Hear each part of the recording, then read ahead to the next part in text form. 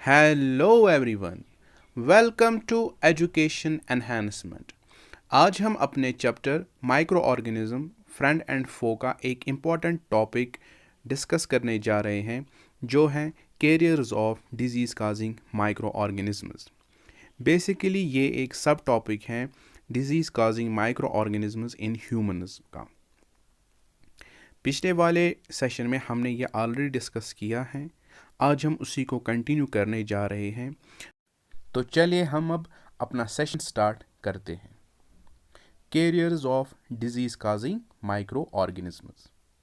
देखिए, इंसेक्ट्स जो हमारे एनवायरनमेंट में प्रेजेंट होते हैं और जो ट्रांसफ़र करते हैं डिजीज़ काजिंग माइक्रो ऑर्गेनिजम्स को हमारी बॉडी में, और इससे जो बीमारियां हैं उनको फैलाते हैं, इन्हीं इंसेक्ट्स को बोला जाता है carriers of disease causing micro organisms.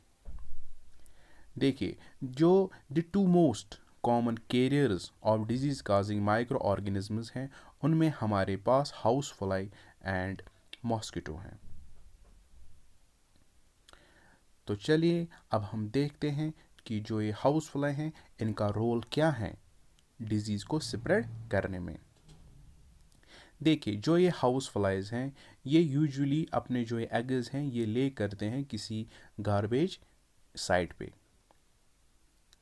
ठीक है, या किसी गंदी जगह पे। और यूजुअली ये जो अपना फूड है ये हासिल करते हैं गार्बेजेस से, एनिमल वेस्ट से, या डेड ऑर्गेनिक मैटर से। जो ये हाउस फ्लाइज की बॉडी होती है, एस्पेशली इनके लेग्स, इन पे फाइन हेयर्स प्रेजेंट होते हैं। जब ये हाउस फ्लाइज किसी गार्बेज हीप पे बैठ जाते हैं या ह्यूमन एक्सक्रीटा पे बैठ जाते हैं या दीगर किसी गंदी चीज़ पे बैठ जाते हैं, तो चूँकि उन चीज़ों पर millions of disease causing micro organisms present होते हैं, तो ये इनके हेयर्स लेग्स पे चिपक जाते हैं या बाकी बॉडी पार्ट्स पे चिपक जाते हैं। और जब यही हाउस फ्लाई जब अनकवर्ड फूड पे बैठ जाती है, तो जो माइक्रो ऑर्गेनिजम्स चिपके हुए होते हैं इनके हेयरी लेग्स पे या बाकी बॉडी पार्ट्स पे, वो फिर ट्रांसफ़र हो जाते हैं इसी फूड पे। और जब उससे क्या होता है, जो ये फूड होता है ये कंटमिनेट हो जाता है इसी डिजीज़ काजिंग माइक्रो ऑर्गेनिजम्स से। और जब कोई पर्सन इस कंटमिनेटेड फूड को खाता है, तो ये डिजीज़ काजिंग माइक्रो ऑर्गेनिजम्स इसके बॉडी के अंदर चले जाते हैं और फिर ये बीमार पड़ जाता है। कुछ बीमारियां ऐसी हैं जिसमें house fly as a carrier काम करती है, जैसे कॉलरा, ट्यूबरकुलोसिस, टाइफाइड, डायरिया, और भी दीगर बहुत सारी बीमारियां हैं जो हाउस फ्लाई की वजह से होती है। ये अब हम देखते हैं जो बीमारियां हाउस फ्लाई की वजह से स्प्रेड होती हैं उनको हम कैसे प्रिवेंट करें। देखिए, we should not leave household garbage here and there. हमारे घर में जो भी गार्बेज निकलता है, चाहे वेजिटेबल हो या फ्रूट पील्स हो, हमें इनको यहाँ वहाँ नहीं फेंकना चाहिए। हमें क्या करना चाहिए, हमें इनको एक पिट में डालना चाहिए जहाँ पर इनकी डिकम्पोजिशन होगी। इससे हमारा एनवायरनमेंट भी साफ रहेगा और बीमारियां भी नहीं फैलेंगी। The food should always be kept covered so that flies cannot sit on it. और जो हमारा फूड होता है ये हमें हमेशा कवर करके रखना चाहिए, ताकि जो ये हाउस फ्लाइज हैं ये इन पे ना बैठें और इनको कंटेमिनेट ना करें। We should avoid eating uncovered food items from roadside stalls. जो ये स्ट्रीट फूड्स होते हैं, एक तो इन पे गर्द चढ़ी हुई होती है और दूसरा ये कंटेमिनेट हुए होते हैं माइक्रो ऑर्गेनिज्म से, ख़ासतौर पर डिजीज़ काजिंग माइक्रो ऑर्गेनिज्म से। और जब हम इन स्ट्रीट फूड्स को खाते हैं तो हम बीमार पड़ जाते हैं, इसलिए हमें परहेज़ करना चाहिए इन स्ट्रीट फूड्स को खाने से। हमें ज़्यादा से ज़्यादा अपने घर का ही बना हुआ खाना चाहिए। The flies should be killed by using insecticide spray. और जो ये हाउस फ्लाइज हैं इन पे हम इंसेक्टिसाइड स्प्रे इस्तेमाल कर सकते हैं जिससे ये मर सकते हैं।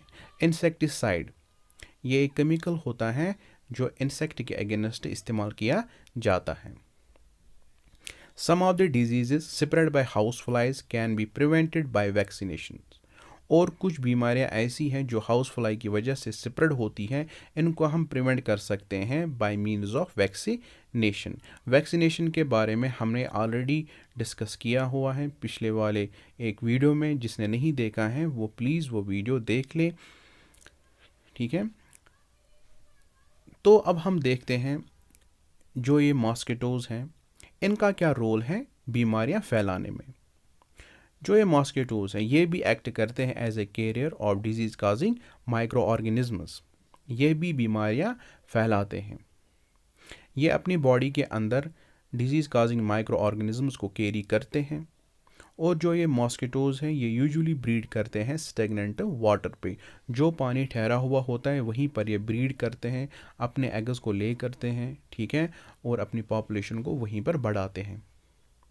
और जब कोई वो पानी पीता है तो फिर उसको इन्फेक्शन होती है और इससे फिर वो बीमार पड़ जाता है।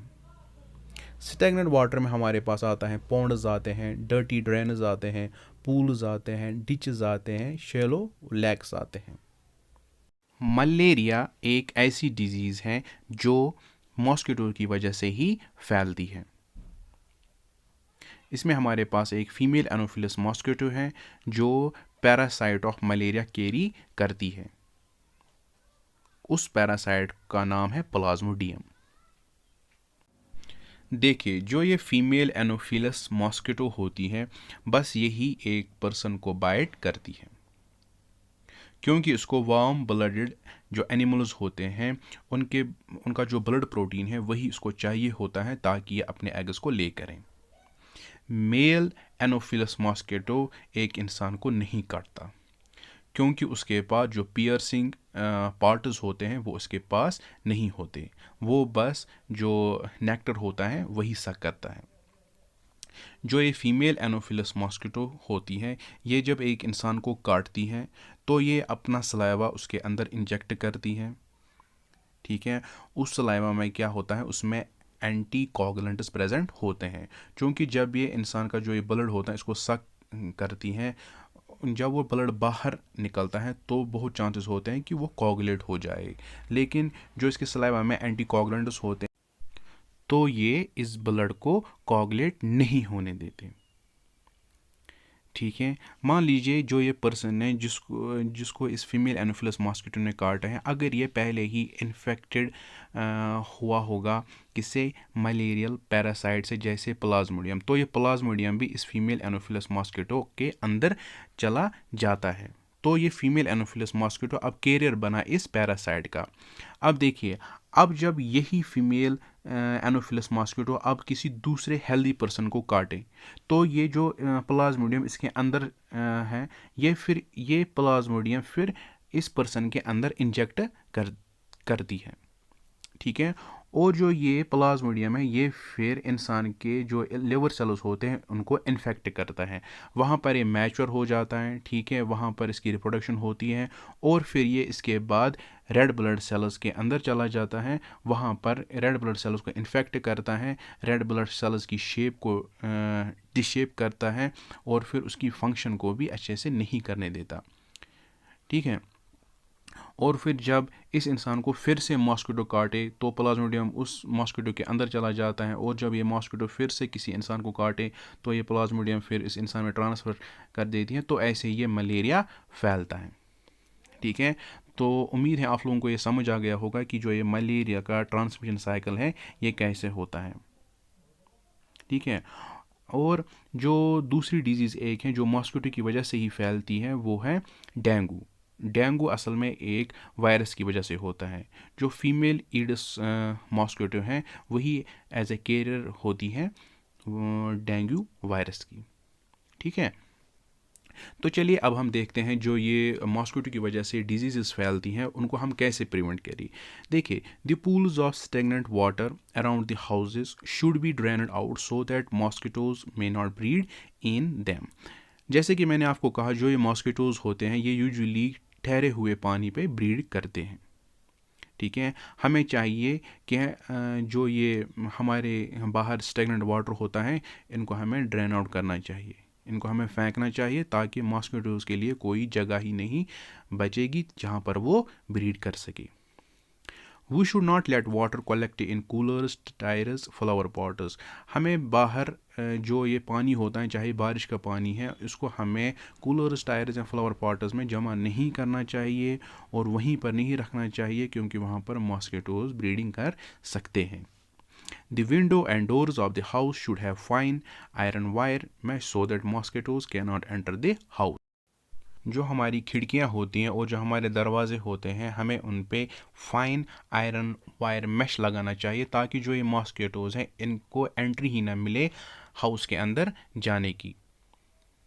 Oil should be sprayed on the surface of water in dirty water drains to kill the larva of mosquitoes. देखिए, जो dirty water drains होते हैं वहाँ पर हमें ऑयल स्प्रे करना चाहिए, ताकि जो मॉस्किटोज़ के लार्वा होते हैं वो मर जाएं। जो ये लार्वा है ये इमेच्योर फॉर्म ऑफ इंसेक्ट्स होते हैं, ठीक है, या यंग फॉर्म ऑफ इंसेक्ट्स होते हैं।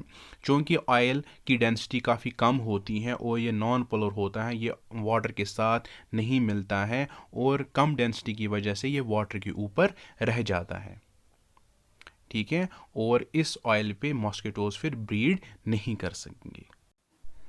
Mosquito repellent cream should be applied on the exposed parts of the body.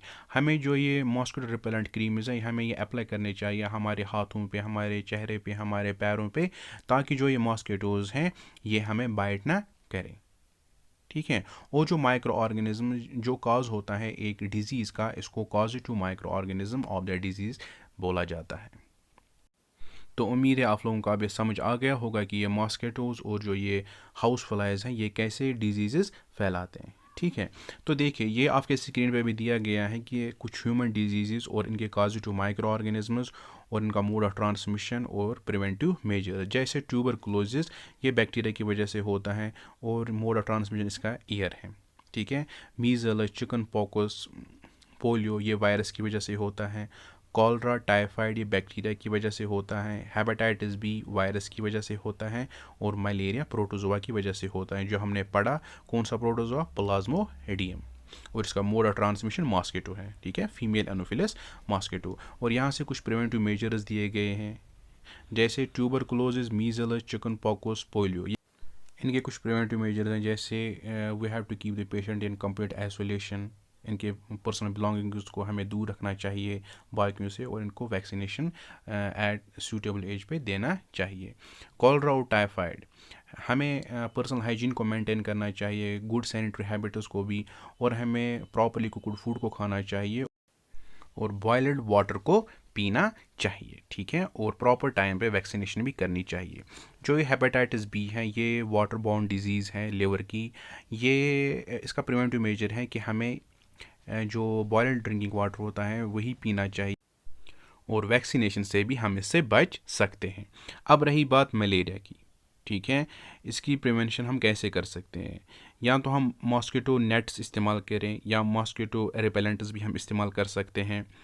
हम स्प्रे इंसेक्टिसाइड्स का भी इस्तेमाल कर सकते हैं, और जो स्टैग्नेंट वाटर होता है हमें उसको फेंकना चाहिए, ताकि ये मॉस्किटो उसमें ब्रीड ना करें, ठीक है।